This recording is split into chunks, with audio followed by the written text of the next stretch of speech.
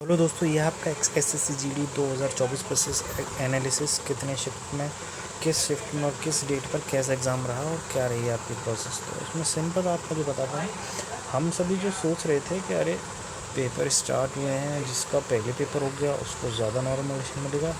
तो मैंने जो ट्रेंड को चेक किया तो हमेशा ऐसा नहीं रहा। सबसे पहले यह माना जाता है इजी क्वेश्चन स्टार्टिंग में पूछ लिए जाते हैं, लास्ट में आते आते फिर बचते हैं टफ क्वेश्चंस। ऐसा आपके साथ हुआ होगा, आपने जब भी एग्ज़ाम दिया होगा। तो जो इसमें आप देख सकते हैं, फर्स्ट में आपने 59 से 67 यानी ज़्यादा ही स्कोर कर रहे हैं आप।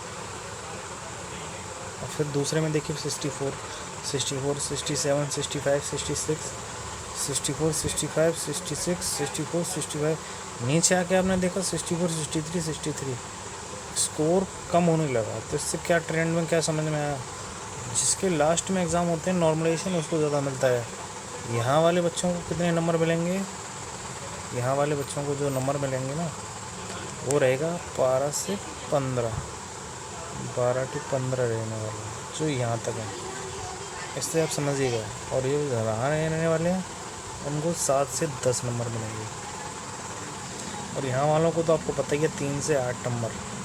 जो मेरा पिछली बार रहा था ना वो पड़ा था बीच वालों में, जो मेरे घर में से भाई का था, तो उनका स्कोर रहा था, उनको मिले थे 9 नंबर नॉर्मलाइजेशन। तो बहुत अच्छा था। तो ये भी मान ले रहे हैं उनकी शिफ्ट के सबसे, क्योंकि इजी शुरू में ही पढ़ चुके थे क्वेश्चन, तो लास्ट तक आते हुए ये मानते हैं कि टफ क्वेश्चन रहता है। पैटर्न भले ही दिख जाता है पर क्वेश्चन तो पता ही आपको चेंज होना है। आदमी आप यहाँ से आज याद कर लीजिए, अगले दिन कहीं और से पूछ रहा है। तो ये कुछ ये नहीं होता कि एग्ज़ाम बिल्कुल बच्चे को पता चल गया वो पढ़ लेगा वो आ जाएगा ना। अनएक्सपेक्टेड रहता है। बस ये है कि आपने प्रैक्टिस की होती है तो आपको पता है कि हाँ ये तो भाई मैं कर लूँगा, ये आसान है। ये उसके ऊपर डिपेंड भी बहुत रहता है। पर ये नहीं कह सकते कि पहले आ गया एग्ज़ाम तो पता चल गया लास्ट वालों को कि पेपर पैटर्न कैसा है। इस हिसाब से नॉर्मलाइजेशन नहीं है, वो शिफ्ट के हिसाब से होता है। अगर मान लीजिए अगर टॉपर बच्चे शुरू की शिफ्ट में ना होकर लास्ट की शिफ्ट में है, उन्होंने इस मॉडरेट पेपर में स्कोर कर दिया सभी ने 65+, तो बताइए इसको इजी मान लिया जाएगा कि नहीं। तो ऐसे ही होता है हर, इसीलिए सभी को बांट कर इतना क्यों करते हैं, देख लेते हैं कि किस बच्चे में कितनी कैपेसिटी है। ऐसा वहाँ से तो देख के भेजते नहीं है। यहीं पर जो बच्चे 100 में से अगर मान लो कि जिन बच्चों के जितने मार्क्स रहते हैं उनमें से 50 देखे जाता है कि कितना स्कोर रहा।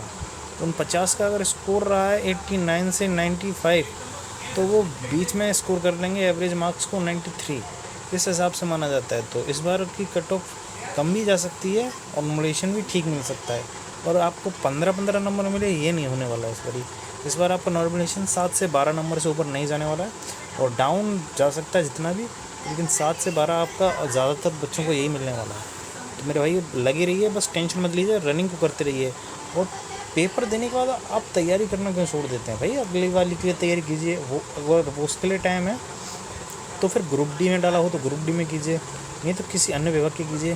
प्रैक्टिस नहीं छूटनी चाहिए, प्रैक्टिस छूट जाती है तो आप बिल्कुल बर्बाद हैं, फिर आपकी मेहनत ही बर्बाद है। आप एक वैकेंसीज़ में नंबर ला के आप भूल जाते हैं कि आप अगली भी रखने वाले हैं। तो देखिए, अगर आप मेहनत नहीं करेंगे, अगर लगातार नहीं लगे रहेंगे तो आपकी वो प्रैक्टिस बर्बाद जाएगी।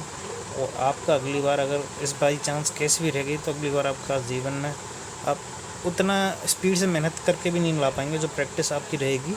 एक डिसिप्लिन इसलिए बहुत ज़रूरी है, तो अपने प्रैक्टिस को मत छोड़िए मेरे भाई। ठीक है, जय हिंद, धन्यवाद मेरे भाई। सब्सक्राइब कर लीजिएगा, मैं आपको अपडेट देता रहूँ।